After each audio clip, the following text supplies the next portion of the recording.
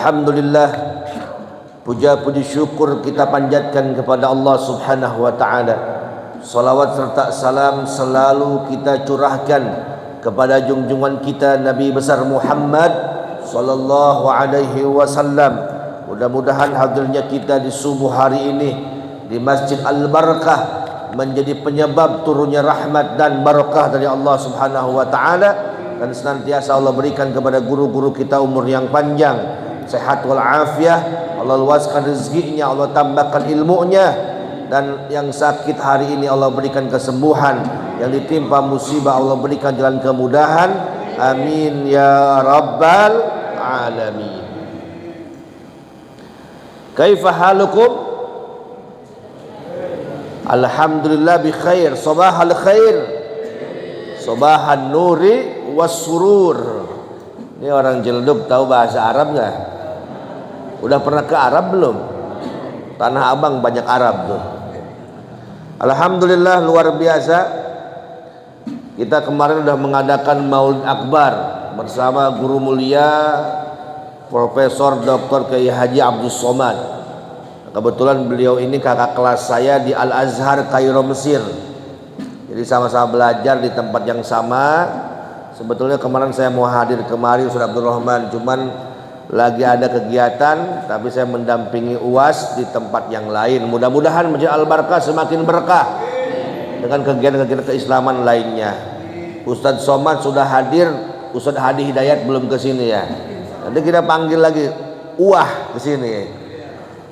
Panggil lagi nanti Habib Rizik hadir ke sini lagi untuk memeriahkan daripada masjid kita ini. Insya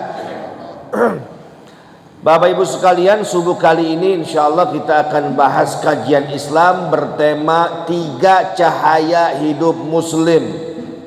Setiap orang hidup di dunia membutuhkan cahaya. Cahaya ini mengantarkan kita mana jalan, mana bukan jalan, mana jalan yang lurus, mana jalan berlubang, agar ada kehati-hatian bagi setiap orang. Hidup tanpa cahaya bisa menjerumuskan seseorang.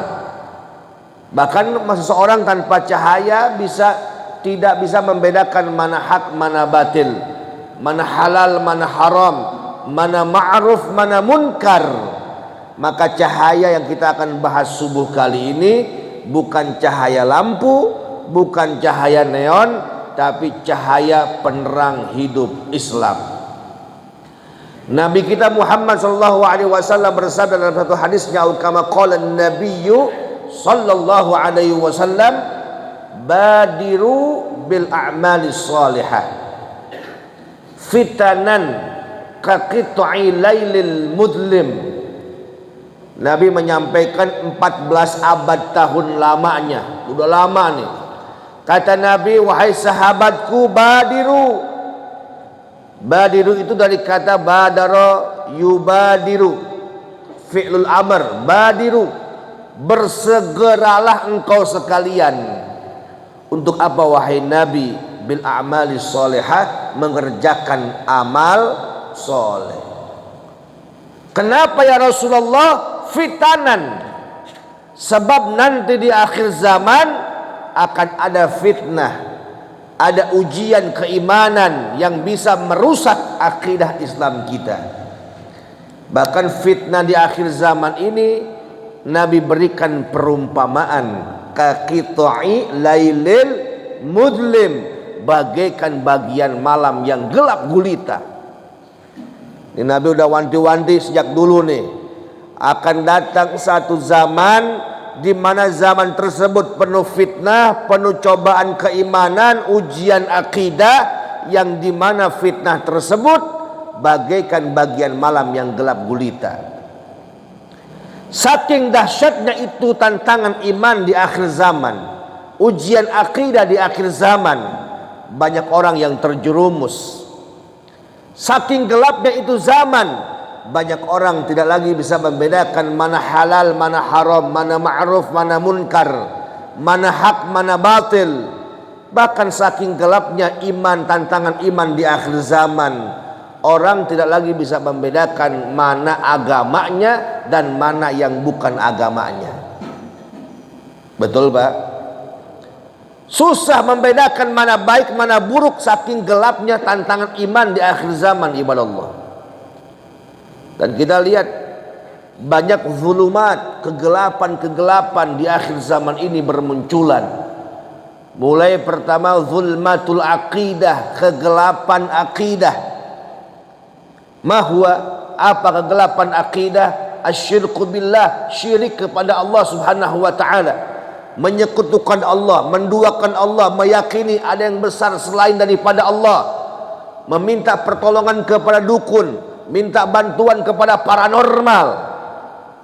Maka hal seperti ini terjadi merajalela di mana-mana. Perdukunan semakin banyak, betul? Ini bisa merusak akidah kita. Bukan percaya kepada Allah, bukan percaya kepada Al-Khaliq huwar Razzaq, pencipta kita, pemberi rizki, tapi kita lebih percaya dukun dibanding Allah. Akhirnya apa? Manusia tersesat jalan, terjerumus kepada lembah-lembah kemusyrikan. Saya tinggal dulu di Purwakarta. Bapak tahu Purwakarta? Ada Purwokerto, ada Purwakarta. Beda nih Pak. Kalau Purwokerto di mana itu? Jawa Tengah. Purwakarta Jawa Barat. Habis Cikampek, Purwakarta, Bandung. Dulu dipimpin oleh bupati yang punya paham kejawen, Sunda Wiwitan. Dia dalam mewujudkan Purwakarta istimewa, ia selalu membuat ritual-ritual kemusyrikan. Setiap bulan dia bikin festival kereta kencana, diberi sesajen, diberikan kepala kerbau, diarak oleh dukun, mengharap keberkahan Nyi Roro Kidul. Bahkan dirinya mengklaim kawin sama Nyi Roro Kidul. Saya mau tanya, ini musyrik bukan? Musyrik bukan? Yang berbahayanya lagi ketika kemusyrikan dibungkus dengan budaya. Ini berbahaya. Seakan-akan dia mengatakan, oh ini bukan kemusyrikan, ini budaya Sunda. Padahal isinya ritual kemusyrikan. Maka kita ulama Purwakarta menyebutnya ini sebagai kemusyrikan yang struktural. Dan yang berbahayanya lagi sekarang, bupati yang dulu mimpin Purwakarta jadi gubernur Jawa Barat. Na'udzubillahi min dzalik. Ini berbahaya, makanya mudah-mudahan Allah berikan hidayah kepadanya. Ya, supaya tidak menjadikan ya syahwat pribadinya dibawa ke ranah politik yang bisa menjerumuskan umat kepada lembah-lembah kemusyrikan. Ini bahaya. Jadi kalau kita ingin diberkahi oleh Allah, ingin diluaskan rezekinya, minta kepada Allah. Wa idza sa'alta fas'alillah wa idza sta'anta fasta'in billah. Kalau kita minta kepada Allah. Kalau kita memohon kepada Allah, jangan sekali-kali minta kepada jin, kepada pohon. Termasuk kita beribadah di Ka'bah, di depan Ka'bah, bukan menyembah Ka'bah. Kita umroh haji bukan minta sama Ka'bah. Itu menjadi wasilah saja. Suatu hari Umar bin Khattab radhiyallahu taala anhu, beliau ketika akan mencium Hajar Aswad, ya ketika akan cium, beliau mengatakan, ya Hajar, wahai Hajar Aswad, innaki hajarun, kau ini hanya sebuah batu, la yadhurru wa la yanfa, tidak mendatangkan manfaat, tidak mendatangkan mudarat. Laula anni raaitu Rasulullah sallallahu alaihi wasallam yuqbiluka ma qabbaltu. Andaikan aku tidak melihat Nabi menciummu wahai batu, aku tidak akan menciummu. Jadi kenapa Umar bin Khattab mencium Hajar Aswad? Karena Nabi yang mencontohkannya. Andaikan Nabi tidak mencontohkan, nggak dikerjakan oleh kita ibadah Allah. Begitu pula kenapa kita beribadah disyaratkan harus mutaba'atus sunnah, mengikuti sunnah Nabi. Karena itu perintah Allah. Taat kepada Rasul sama dengan taat kepada Allah. Maksiat kepada Rasul sama dengan maksiat kepada Allah. Nah, kenapa kita orang Indonesia hajinya harus ke Mekah nggak ke India? Atau tawafnya kenapa harus di Ka'bah nggak di Monas aja? Kenapa? Karena Allah yang memerintahkan nabinya untuk tawaf di Ka'bah di Mekah Al-Mukarramah. Andai kata dulu Allah perintahkan nabinya tawafnya di Monas, ya kita ke Monas. Atau tawafnya di Mbah Parung Bogor, ya kita ke Parung Bogor. Jadi ada mutaba'atus sunnah, mengikuti sunnah Nabi.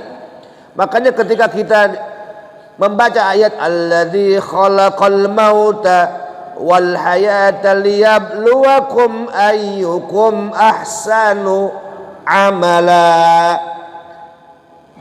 Imam Hasan Basri ditanya, ahsanu amala itu sebaik-baiknya amal itu apa? Akhlasahu wa aswabahu.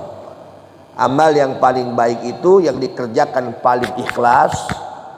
Yang kedua, aswabahu, yang paling dekat mengikuti sunnah.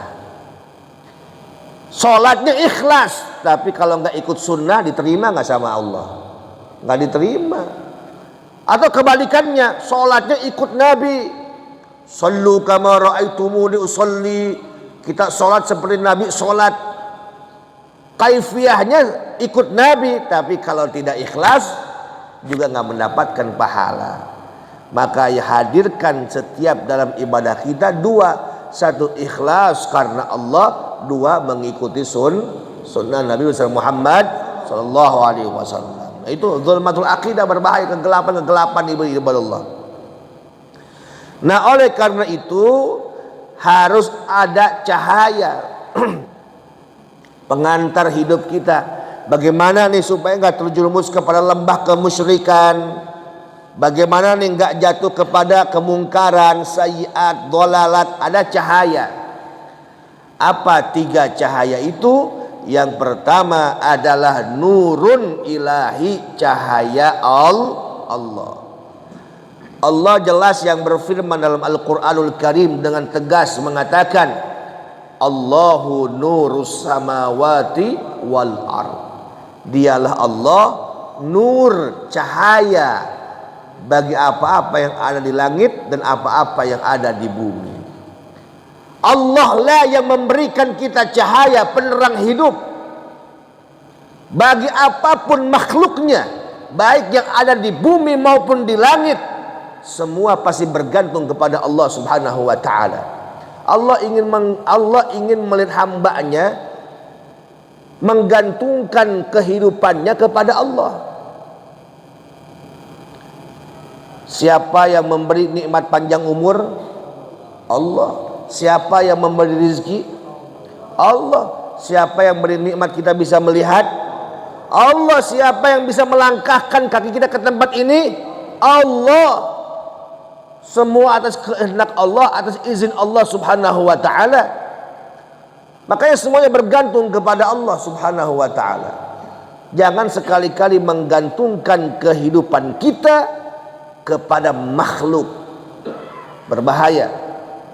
Ya. Oh, saya ini nih pakai batu cincin nih. Kalau nggak pakai batu cincin kayaknya lemes banget hidup ini. Ya, jadi seakan-akan nih batu cincin yang bawa kita kuat badan kita nih. Enggak, ya Allah. Jangan menjadikan hal itu menjadi sesuatu yang bisa menjerumuskan kita kepada kemusyrikan. Jadikan Allahus Samad, Allah tempat bergantung kita. Gantungkan setiap kehidupan kita kepada Allah. Gantungkan urusan dunia kita, kehidupan kita, rumah tangga kita, anak kita, rezeki kita, ya, kepada Allah Subhanahu wa taala. Kenapa? Karena Allah yudabbirul umur. Allah pengatur segala sesuatu. Yang mengatur rezeki kita siapa? Allah. Yang mengatur jodoh kita siapa?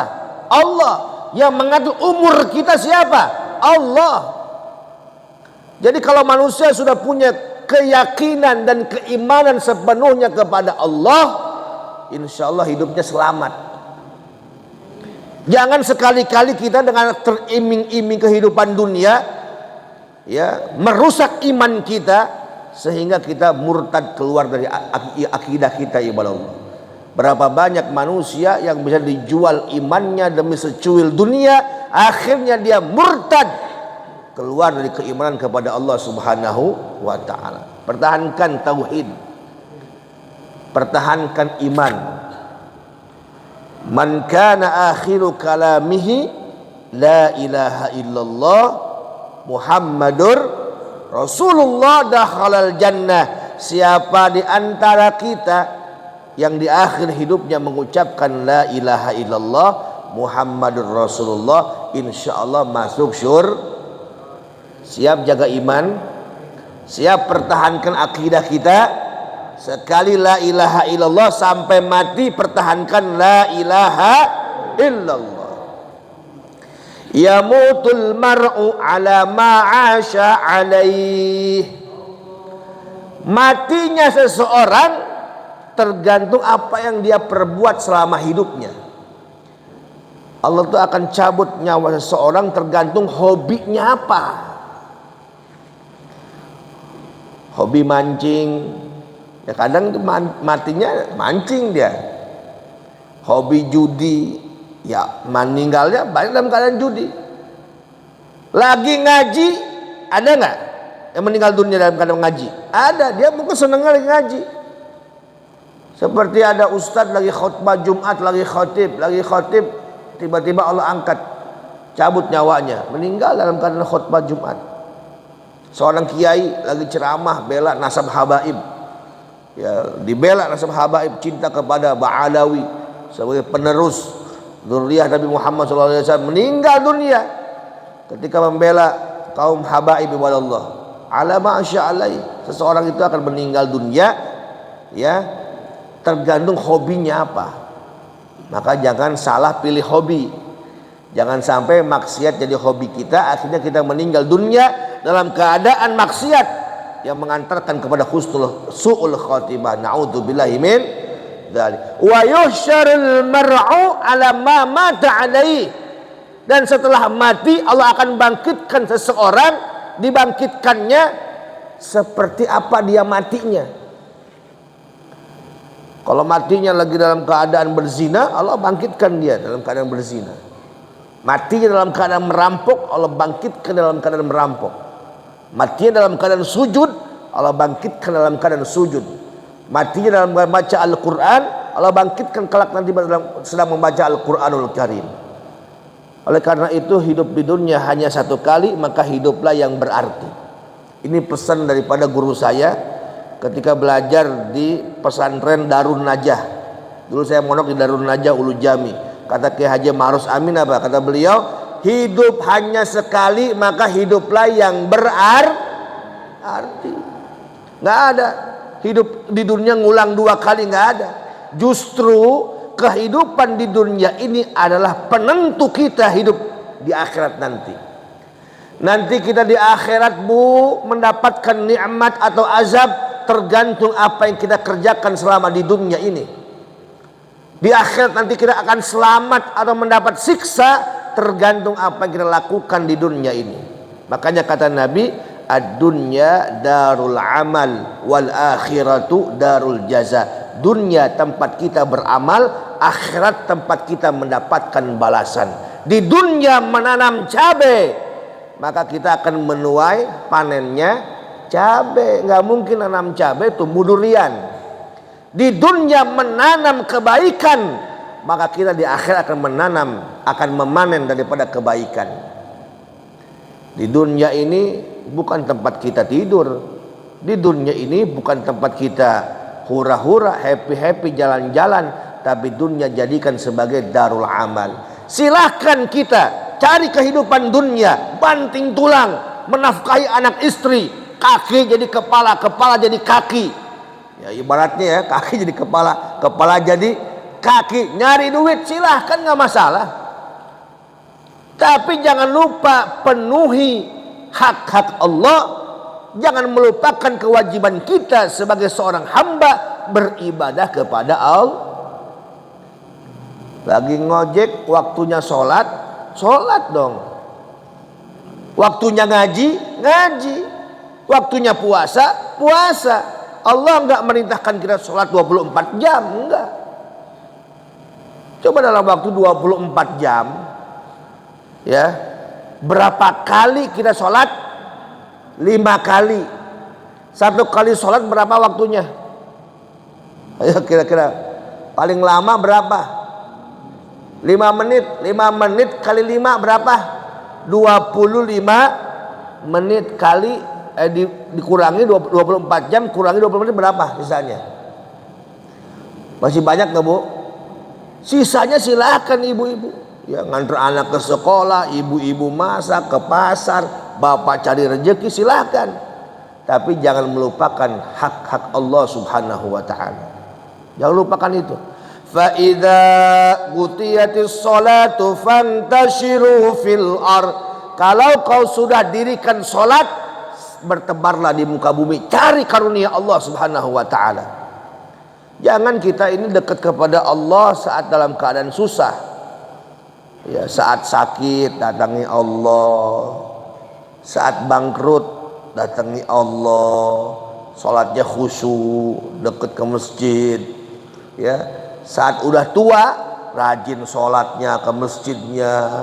Udah tua, waktu muda kita sia-siakan dengan hura-hura, sia-siakan kita dengan hal-hal yang tidak bermanfaat. Maka dari umur kita sekarang coba muhasabah, berapa tahun kita hidup ini dan berapa tahun kita betul-betul ibadah kepada Allah Subhanahu wa taala. Jangan-jangan dari 40 tahun umur kita ini hanya beberapa tahun saja yang ibadahnya benar, sisanya maksiat semua. Itu perlu kita muhasabah diri agar kita bisa menakar ini bekal kita untuk masuk alam akhirat cukup atau tidak. Bu, ibu mau jalan-jalan ke Surabaya. Bu, ibu bawa perlengkapan nggak? Bawa bekal nggak? Bawa. Lontongnya ibu bawa, bakwan goreng. Apalagi ibu bawa termos. Persediaan harus nih. Di jalan takut nggak nyampe nanti kelaparan nih. Bapak mau berangkat, siapin dulu mana bensinnya, mobilnya. Itu persiapan. Maka pepatah mengatakan man arafa bu'da safari ista'adda. Siapa orang yang tahu jauhnya perjalanan, maka ia akan bersiap-siap ibadah Allah. Siapa yang tahu setelah kehidupan dunia ini ada kehidupan akhirat yang lebih panjang, maka ia akan bersiap-siap di dalam dunia ini. Dia siap-siap. Amalnya bagaimana ya? Kira-kira amalan saya cukup apa enggak? Bagaimana sholatnya, sodakohnya, solawatnya sama Nabi. Oh, jangan-jangan kita terlalu banyak buka WA dibanding baca Quran. Jangan-jangan kita terlalu banyak nonton YouTube dibanding kita melihat Al-Quran. Itu bekal kita.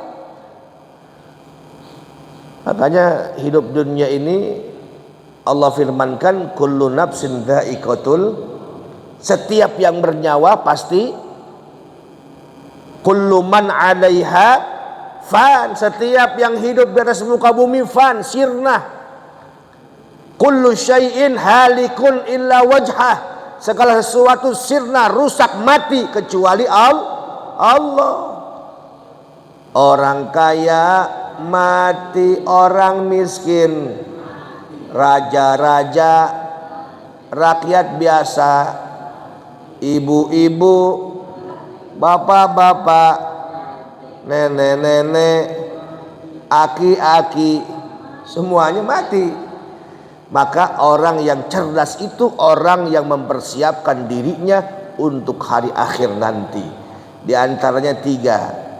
Ya, in qata amal ibnu Adam, idza mata ibnu Adam in qata amalu illa min 3. Kalau sudah meninggal dunia semua terputus amalnya kecuali 3. Pertama sedekah jariyah, kedua ilmu yang bermanfaat, ketiga anak soleh yang mendoakan kita. Itu investasi. Jadi investasi itu bukan hanya beli rumah, bukan hanya beli sawah, beli petak. Investasi yang hakiki 3. 1, sodakoh jariyah. 2, ilmu yang bermanfaat. 3, anak yang Mudah-mudahan kita bisa terus meniti jalan menjadikan anak kita soleh, soleha, kemudian ilmu kita bermanfaat untuk umat, dan yang ketiga kita bersodakoh. Insya sebaik-baiknya sodakoh waktu subuh. Makanya kalau subuh berapapun itu, kalau sering ke masjid berjamaah, bawa uang. Sebaik-baiknya sodakoh di waktu subuh. Kalau nggak bisa di dalam masjid, cari dia yang fakir miskin, yang kelaparan pagi hari, cari oleh kita, insya Allah mendapatkan keberkahan.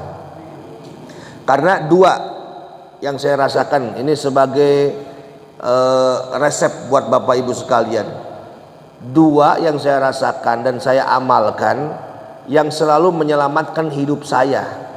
Yang pertama sodakoh, yang kedua doa orang tua. Itu makbul. Kita punya hajat apa saja, kalau ingin dikabul oleh Allah, 2 tadi tuh. Pancing dengan sedekah, minta ridho orang tua. Kalau orang tuanya sudah meninggal dunia, bacakan Fatihah untuknya. Dulu saya kadang kalau di Mesir kuliah ada sulit nih, ya, karena belajar bahasa Arab, kitabnya pakai bahasa Arab. Ya, makanya saya sebelum ujian saya minimal bawa uang dulu 1 pon atau 1 junaihah, ya 1 pon kita kasih fakir miskin, minta doa sama orang tua. Alhamdulillah, orang ada yang kuliah di Mesir sampai 6, 7, 8 tahun. Ya, saya alhamdulillah 4 tahun selesai. Alhamdulillah. Kemudian saya pernah mengalami kecelakaan di tol di daerah Cikarang. Dari Purwakarta menuju Jakarta, lagi di tol, habis makan siang saya Pak, ngantuk pakai AC, tidur saya di mobil, lagi bawa mobil tidur, ada istri saya di sebelahnya, saya tidur, tiba-tiba nabrak bus saya Pak, bus ditabrak sama saya. Begitu nabrak bus, saya kaget, saya bangun, tapi saya masih bisa ngendaliin mobilnya, saya kepinggirin. Pas lihat turun mobil, depannya udah hancur, tapi saya nggak apa-apa dan saya masih bisa ngendaliin mobil, ke pinggirin. Subhanallah, kata saya, ini kalau andai kata yang saya tabrak itu bukan bus, ya, atau tronton aja, saya bisa masuk ke kolong mobil tuh. Atau andai katalah busnya ini dalam keadaan diem, saya bisa kecelakaan karena bisnya lagi maju, saya di belakang nyundul doang, nyundul begini nih, ya, jadi mobilnya maju, saya nyundul di belakangnya, jadi nggak parah. Kalau mobilnya berhenti aja ngerem, mungkin fatal kecelakaannya. Atau mobilnya tronton, saya bisa masuk ke kolongnya. Atau Allah bisa aja menggerakkan itu mobil menimpa pembatas jalan tol, bisa terguling tuh mobil, tapi Allah selamatkan. Saya cari, ini nggak mungkin Allah selamatkan gini nih. Ada rahasia apa? Ternyata di waktu pagi ada anak-anak main ke rumah. Sebelum ke Jakarta saya kasih uang dulu tuh 10 ribu tuh anak-anak tuh.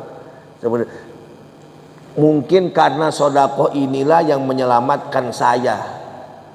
Maka sodako ini syai'un ajib, perkara yang ajaib. Sakit gak sembuh-sembuh, pancing dengan sodako. Jangan kita berobat kemana-mana secara dunia, secara nalar kita berobat di operasi nggak sembuh-sembuh, coba pancing dengan sodako. Sodako itu bisa membersihkan diri kita. Ujian nih anak muda nih di sekolah, gimana nih biar mudah? Pancing dengan sodako. Karir kita ingin maju, karir bantu dengan sodako. Ya, dan terus minta doa kepada orang tua kita. Dengan 2 hal itu yang saya rasakan, insya Allah hidup kita akan selamat dan berkah. Amin ya Rabbal. Nah, jadi yang pertama, cahaya yang harus kita pegang erat itu cahaya Allah Subhanahu wa taala. Minta kepada Allah, jangan minta atau menggantungkan diri kita kepada selain Allah Subhanahu wa taala. Yang kedua, cahaya hidup muslim itu adalah nurun nabawi, cahaya Nabi Muhammad. Allah berfirman faqala ta'ala qad ja'akum minallahi nurun wa kitabum mubin. Telah datang kepada engkau jamaah Masjid Al-Barkah apa yang datang? Nurun. Apa arti nur? Cahaya. Wa kitabum mubin, dan kitab Al-Quran. Ulama tafsir sepakat yang dimaksud dengan nur di sini adalah Nabi Muhammad SAW. Telah datang kepada engkau Nabi Muhammad membawa risalah, membawa syariat. Maka ikutilah Nabi Muhammad. Jadikan Nabi Muhammad sebagai idola, panutan, qudwah, imam. Jangan jadikan Nabi Muhammad hanya sebagai ritual saja, formalitas saja. Siapa nabimu? Nabi Muhammad. Cinta sama Nabi? Cinta. Tapi tidak mengikuti syariat Nabi, tidak mengikuti sunnah Nabi. Atau kita mengikuti sunnah Nabi pilih-pilih. Oh Ustadz, saya kalau sholat ikut sholatnya Nabi. Saya kalau puasa ikut cara puasanya Nabi. Saya kalau haji ikut bagaimana Nabi berhaji. Tapi soal dagang nggak ikut Nabi. Soal politik nggak ikut Nabi. Soal lainnya nggak ikut Nabi. Ini pilih-pilih namanya ibadallah. Maka ikutilah Nabi Muhammad dan jadikan Nabi Muhammad sebagai uswatun hasanah. Hari ini, subuh kali ini saya mau ngasih ijazah sanad sholawat. Namanya sholawat Bushra, sholawat kegembiraan dari Al-Habib Segaf bin Hasan Baharun. Beliau guru saya dan telah memberikan ijazah sanad sholawat ini kepada saya. Dan subuh kali ini saya mau ngasih ijazah sanad sholawatnya. Mau Pak? Mau ibu-ibu? Ini sholawat Bushra, sholawat kegembiraan. Insya Allah yang sering baca sholawat ini hidupnya gembira dunia dan akhirat. Ikuti semuanya. Bismillahirrahmanirrahim. Allahumma salli wa sallim ala sayyidina Muhammadin sahibil bushra salatan tubashiruna biha wa ahlana wa auladana wa jami'a masyaikhina wa muallimina wa talabatana wa talibatina min yaumina hadha ila yaumil akhirah. Kalau saya bilang ajaztu hadis shalah, jawabnya qabiltu. Ajaztu hadis shalah. Barakallahu fikum jami'ah. Ini sholawat Bushra. Ibu-ibu, bapak-bapak hafal sebetulnya. Kalau kita nazamkan ya. Ayo semuanya.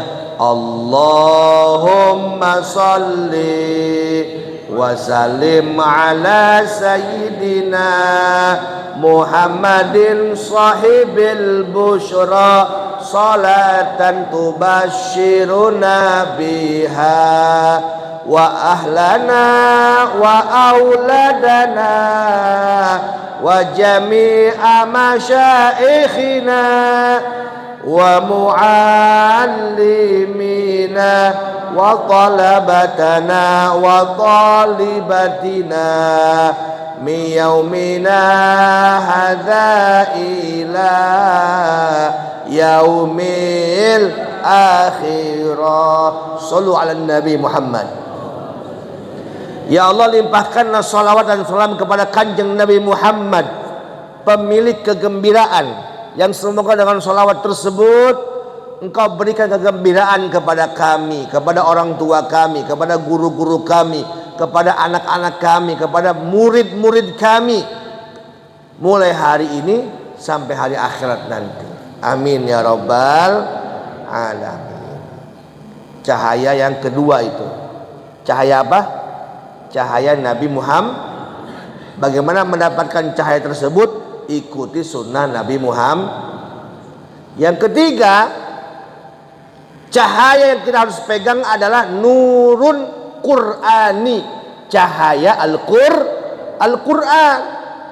Al-Quran ini merupakan pedoman kita, petunjuk kita, penentu arah kita ibadah Allah. Orang yang ingin hidupnya selamat dunia akhirat, orang yang ingin hidupnya masuk surga, maka ikutilah pedoman yang Allah buat. Apa itu? Al-Quranul Karim, petunjuk. Kita kalau beli kipas, apa ibu-ibu suka beli online Bu ya. Kalau barang rakitan itu maka ada panduannya, betul. Ada buku panduan, ikuti caranya bagaimana nih biar bener. Begitu pula hidup ini biar bener, tidak tersesat jalan. Bagaimana caranya? Ikuti panduan dari Allah. Apa itu? Al-Quranul Karim. Maka man ja'alal Quran amama, siapa yang menjadikan Quran sebagai imamnya, maka Quran akan menuntunnya masuk surga. Tapi siapa man ja'alal Quran wara'a dhuhri, siapa yang menjadikan Al-Quran di belakangnya, maka Quran akan mendorongnya masuk neraka. Maksudnya apa? Orang yang mengikuti Quran, mengikuti imam. Kan Al-Quran itu apa? Al-Quran imam. Imam itu di depan apa di belakang? Depan. Makmum ikut imam apa imam ikut makmum? Mana yang benar? Makmum ikut imam, itu yang benar. Bukan imam ikut makmum. Maka kita manusia ikut Al-Quran. Orang yang ikut Al-Quran hidupnya selamat masuk surga. Tapi orang Bu yang menjadikan Quran ikut kita, gimana kita? Kumaha orang weh, ya gimana gue nih. Jadi selera Quran tuh disusun dengan selera kita gitu. Quran ikut kita jadinya, gimana kita? Maka Quran akan mendorong kita masuk nerakanya Allah Subhanahu wa taala. Nauzubillahi min dzalik. Maka kata guru saya terakhir, ya, bagaimana kita akan bisa memahami Al-Quran, bukan, bagaimana kita bisa mengamalkan Al-Quran kalau tidak memahami Al-Quran. Bagaimana kita mau ngamal Quran nih? Quran mau diamalin tapi kita nggak paham. Bagaimana kita mau paham Quran kalau tidak bisa membaca Al-Quran? Bagaimana kita bisa membaca Al-Quran kalau tidak belajar Al-Quran? Maka yang paling penting dimulai dari awal dulu. Apa? Belajar Al-Quran. Dengan belajar bisa baca. Habis baca apa? Pahami Al-Quran. Habis pahami Al-Quran, amalkan Al-Quran. Insya Allah tidak ada kata terlambat. Bapak, ibu, semua yang sudah sepuh, yang sudah tua, ya, belajar Al-Quran kalau kita memang belum bisa. Tidak ada hasud iri kecuali kepada orang yang dua. Satu, orang yang mencari ilmu. Bapak itu harusnya iri. Bapak itu aja nih tua-tua tetap ngaji nih. Gua nggak bisa baca Quran, gua harus ngaji nih, belajar ngaji nih. Karena itu bekal buat kita. Orang yang bisa baca Quran setiap hurufnya, alif lam mim, setiap hurufnya 10 kebaikan. Kalau kita baca alif lam mim ada berapa huruf? Alif lam mim 3 huruf. 3 kali 10 berapa? 30. Baru baca alif lam mim 30 kebaikan. Bagaimana kita baca Al-Quran 2 lembar, berapa ratus huruf kali berapa puluh, ribuan kebaikan yang kita raih kepada Allah. Itulah kadang cara Allah menutupi kekurangan ibadah kita. Allah tahu nih ibadah kita sedikit, Allah tahu amal kita sedikit, tapi terkadang Allah berikan pahala, selipkan dalam ibadah yang pahalanya besar. Kita baca Quran dari dulu sampai sekarang udah berapa kebaikan karena sudah 10. Apalagi kalau dibacanya di bulan Ramadan. Kita nih, sebentar lagi insya Allah masuk Ramadan nih. Allahumma barik lana fi Rajab wa Sya'bana wa ballighna Ramadan. Apalagi dibacanya di Masjidil Haram. Allah lipat gandakan kembali tuh. Maka sebaik-baiknya ibadah itu ada tempat Allah beri keistimewaan di Makkah, Madinah, Masjidil Aqsa. Ada juga dalam waktu Ramadan, waktu bulan Rajab, min asyrul hurum. Kemudian di waktu sepertiga malam, itu waktu-waktu yang dimustajab oleh Allah Subhanahu wa taala. Maka perbanyak baca Al-Quran, insya Allah kata Nabi, man arada ayyatakallam ma'allah falyaqra'il Quran. Siapa yang ingin berbincang dengan Allah, maka baca Al-Quranul Karim. Jadi Quran ini alat komunikasi dengan Allah Subhanahu wa ta'ala, dan setiap hurufnya mendatangkan kebaikan untuk kita dan menghapus 10 kejelekan dari kita, ibadah Allah. Maka sebagai penutup dari kajian 3 ini, 3 cahaya hidup muslim. Yang pertama cahaya Allah, yang kedua cahaya Nabi, yang ketiga cahaya Al-Quran. Maka ada satu pertanyaan sebagai penutup. Fa idza kana Allahu nurun wal Qur'anu nurun wan nabiyyu nurun fa kaifa ya'ishul muslim fid dhulumat. Kalau Allahnya cahaya, nabinya cahaya, Al-Qur'annya cahaya, lalu bagaimana mungkin seorang muslim akan terjerumus kepada lembah kegelapan? Kenapa ada orang Islam terjerumus kepada kemaksiatan, kepada kezaliman, kepada kemusyrikan? Kenapa? Jawabnya pasti dia tidak mengikuti 3 cahaya hidup muslim ini. Jadi kalau ada orang maksiat, pasti dia nggak ikut Allah, pasti dia nggak ikut Nabi, pasti dia nggak ikut Quran, pasti itu. Kenapa ada orang Islam korupsi? Dia nggak ikut Allah, dia nggak ikut Nabi, dia nggak ikut Quran. Kenapa ada orang Islam mencuri, berzina, mabuk? Dia nggak ikut Allah, dia nggak ikut Quran, dia nggak ikut Rasulullah SAW. Makanya supaya kita hidupnya selamat, tidak tersesat jalan dalam kegelapan, ikuti 3 cahaya ini. Semoga Allah berkahi kehidupan kita, dan Allah tanamkan dalam diri kita ini iman yang kokoh, iman yang kuat, sehingga kita terus bisa istiqomah dalam beribadah kepadanya sampai kita mendapatkan husnul khotimah. Amin ya rabbal alamin. Tutup doa langsung. Kita baik, bersama-sama kita tutup kajian subuh ini, dan mudah-mudahan kita dipertemukan kembali oleh Allah Subhanahu wa taala dalam kegiatan-kegiatan selanjutnya. Amin ya rabbal alamin. Bismillahirrahmanirrahim. Alhamdulillahirabbil alamin. Hamdan na'imin, hamdan syakirin, hamdan yuafi ni'amahu wa yukafi mazidah. Ya Rabbana lakal hamdu kama yanbaghi li jalali wajhikal karim wa li 'azimi sultanik. Allahumma salli ala sayyidina Muhammadin wa ala ali sayyidina Muhammad. Allahumma ighfir lana dhunubana wa liwalidina warhamhuma kama rabbayana shighara. Allahumma ij'alna wa auladana min ahli al-'ilmi wal khair wa la taj'alna wa iyyahum min ahli asy-syarri wad-dhair. Allahumma habbib ilayna al-iman wa zayyinhu fi qulubina wa qarrih ilal kufra wal fusuq wal 'isyan waj'alna minal rasyidin. Allahumma lakal hamdu syukra wa lakal mannu fadla wa anta rabbuna haqqan wa nahnu 'abiduka riqqa wa anta lam tazal lidzalika ahla.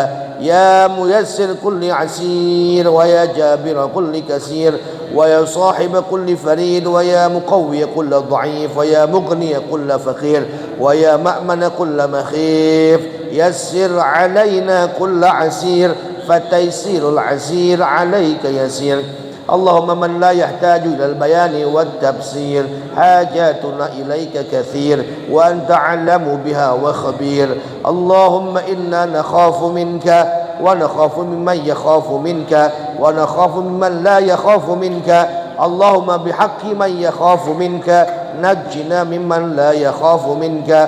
Allahumma bihaqqi sayyidina Muhammadin sallallahu alaihi wasallam uhrusna bi ainika allati la tanam واقذفنا بكنفة التي لا يرام وارزقنا علينا رحمتك وأنت ثقتنا ورجاؤنا. ربنا آتنا في الدنيا حسنة وفي الآخرة حسنة وقنا عذاب النار. اللهم انصر إخواننا المسلمين في فلسطين. اللهم انصر إخواننا المجاهدين في غزة.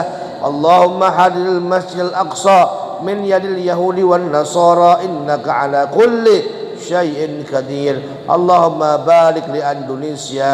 اللهم بارك لمسجد هذا البركة إلى ما فيه صلاح الإسلام والمسلمين. وصلى اللهم على سيدنا محمد وعلى آله وصحبه وسلم. سبحان ربك رب العزة عما يصفون wassalamun alal mursalin walhamdulillahi rabbil alamin. Bismillahil Fatihah. A'udzu billahi minasyaitonir rajim. Bismillahirrahmanirrahim. Alhamdulillahi rabbil alamin arrahmanir rahim maliki yaumiddin. Iyyaka na'budu wa iyyaka nasta'in. Ihdinas siratal mustaqim. Siratal ladzina an'amta 'alaihim ghairil maghdubi 'alaihim waladdallin. Amin. Rabbana taqabbal minna innaka antas samiul 'alim. Rabbana wa tub 'alaina innaka antat tawwabur rahim. Walhamdulillahi rabbil alamin bil qabul.